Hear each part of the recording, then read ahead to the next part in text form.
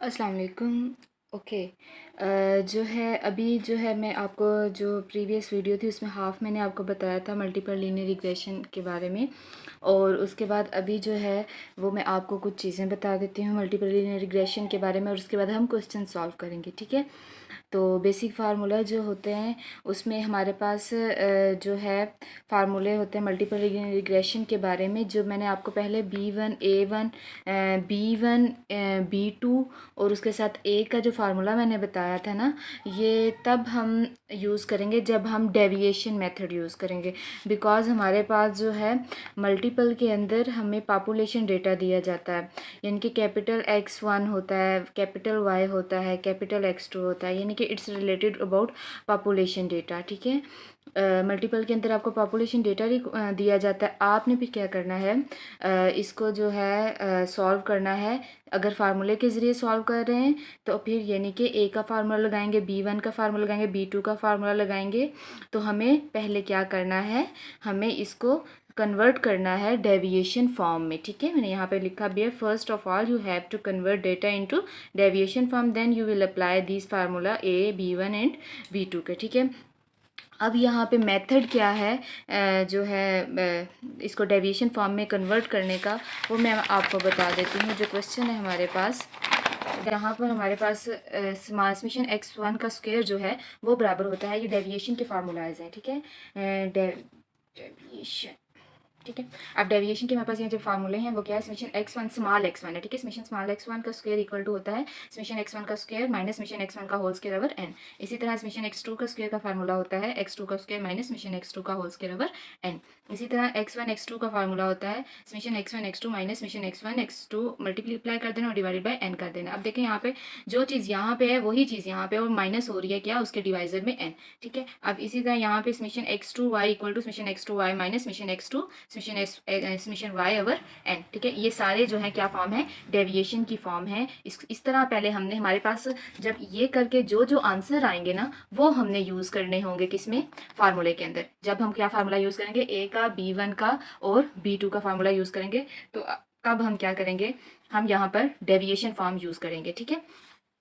Deviation के जो answers आएंगे उनको हमने अप्लाई करना है ए के फार्मूला में, बी के फार्मूला में और B2 के फार्मूला में।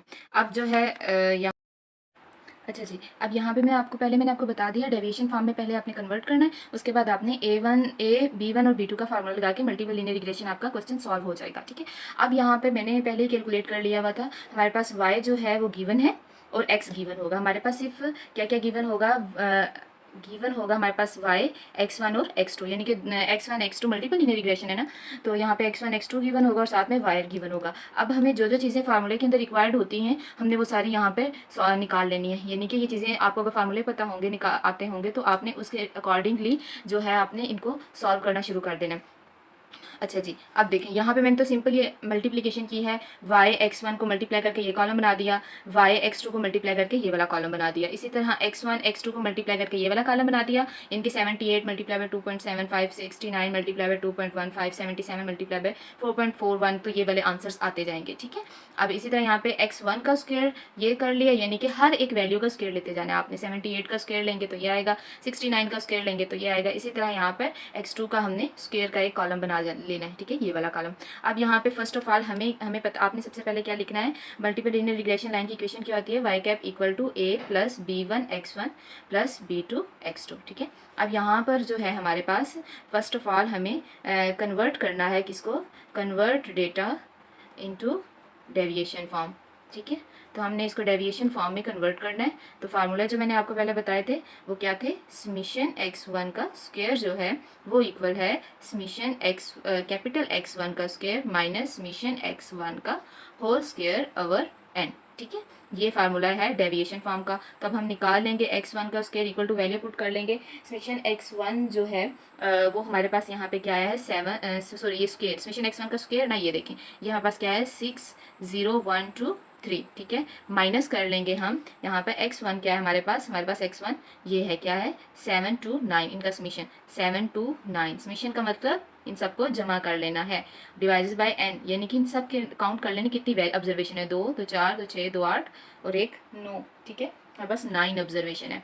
तो अब हम क्या करेंगे, 6 0 1 2 3 माइनस, अब 7 2 9 का जो है हमने क्या लेना है, स्क्वायर लेना है। तो हमारे पास कैलकुलेशन के बाद आंसर आ जाएगा, और डिवाइजर में 9 कर देंगे तो हमारे पास कैलकुलेशन के बाद आंसर आ जाएगा 59049, ठीक है। तो इक्वल कर लेंगे, इन दोनों को हम माइनस कर लेंगे, तो माइनस करने के बाद हमारे पास आंसर आएगा 1074, ठीक है। तो ये सारी चीज़ें आपने समेशन x1 का स्क्वायर इस तरह डेविएशन फॉर्म में निकालना है। अब फार्मूले के अंदर जहाँ जहाँ हमें समेशन x1 के स्क्वायर की ज़रूरत पड़ेगी वहाँ पे हमने ये वाली वैल्यू लगानी है, ठीक है। अब इसी तरह हम समेशन x2 का स्क्वायर भी निकाल लेंगे, और समेशन x1 और y का भी इसी तरह निकाल लेंगे। जैसे अब समेशन x1y इक्वल टू है summation capital x1y minus summation x1 multiply of summation y over n, ठीक है। तो इसको भी इसी तरह सॉल्व कर लेंगे। तो समेशन x1y का जो हमारे पास आंसर जो आए हुए हैं वो हैं,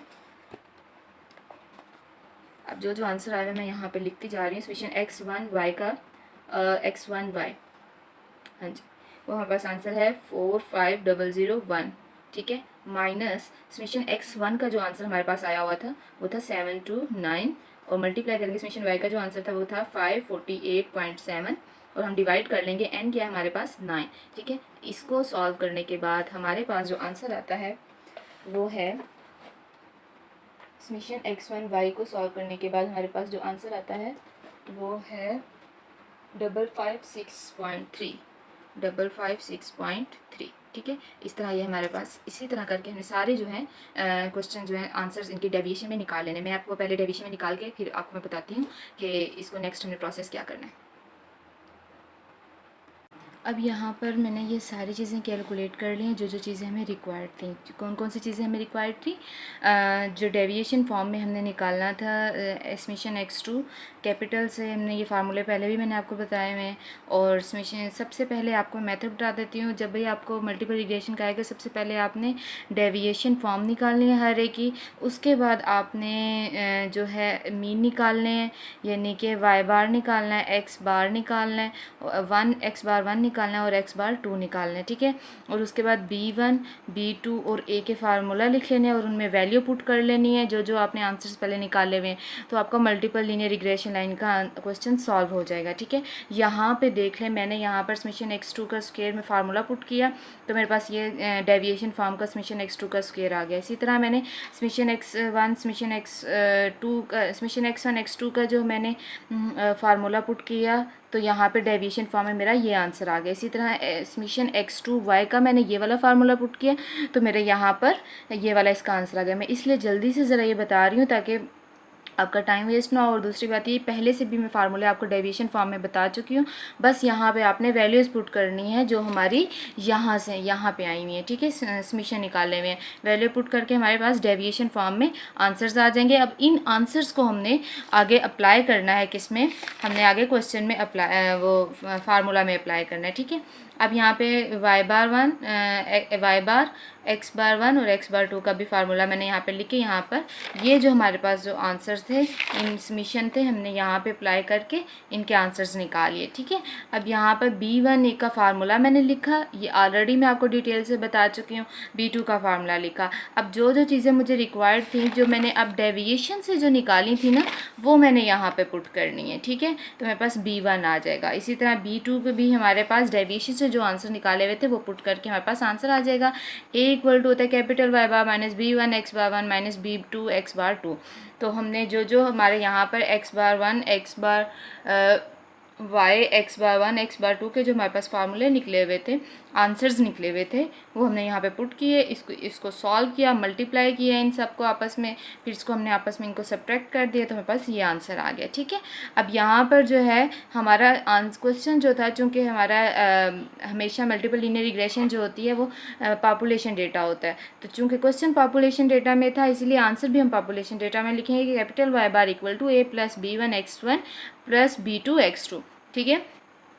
तो यहाँ पर आ जाएगा capital Y cap equal to A का हमने आंसर लिखा, B1 का लिखा, कैपिटल X1 साथ लिख दिया, B2 लिखा और कैपिटल X2, क्योंकि X1 और X2 और Y जो थे हमारे क्वेश्चन में वो कैपिटल थे, दैट्स हमने यहाँ पे इनको कैपिटल लिख दिया। इसी तरह यहाँ पे A की वैल्यू क्या थी 20.111 और इसी तरह B1 की हमारे पास आंसर क्या आया था, ये देखें 0.4136 और इसी तरह B2 का आंसर हमारे पास आया था 2.0253।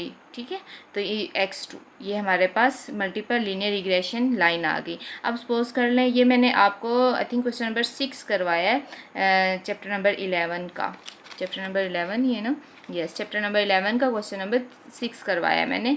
और यहाँ पर अब जो है अगर आपको उन्होंने साथ कहा find the value of y if x1 equal to 15 and x2 equal to 30 something else, कुछ भी चीज़ हो सकती है, तो हमने y की वैल्यू हमारे पास फिर आ जाएगी, ये इसी तरह लिखेंगे 20.11 प्लस 0.4136 और x1 की जगह हमारे पास ये 15 हम पुट कर देंगे और इसी तरह यहाँ पे 2.0253 और यहाँ पे x2 की जगह पे हम 30 पुट कर देंगे। तो इनको आपस में मल्टीप्लाई करेंगे और फिर जो इन सबको प्लस करके जो आंसर आएगा वो हमारे पास y का एक आंसर आ जाएगा। ठीक है, इस तरह आपने क्वेश्चन पेपर में सॉल्व करना है। तो इन सब को आपने बहुत अच्छे तरीके से सॉल्व करना है और मल्टीपल लीनियर रिग्रेशन का जो हमारे पास क्वेश्चन थे और फार्मूला के मुताबिक करने थे वो सारे मैंने आपको बता दिए हैं। अब ये टॉपिक अल्हम्दुलिल्लाह क्लियर हो चुका है। इसके अलावा अगर कोई क्वेश्चन इस टॉपिक के रिलेटेड होगा तो ज़रूर पूछिएगा। वीडियो देखने का बहुत बहुत शुक्रिया। Thank you. अस्सलाम वालेकुम।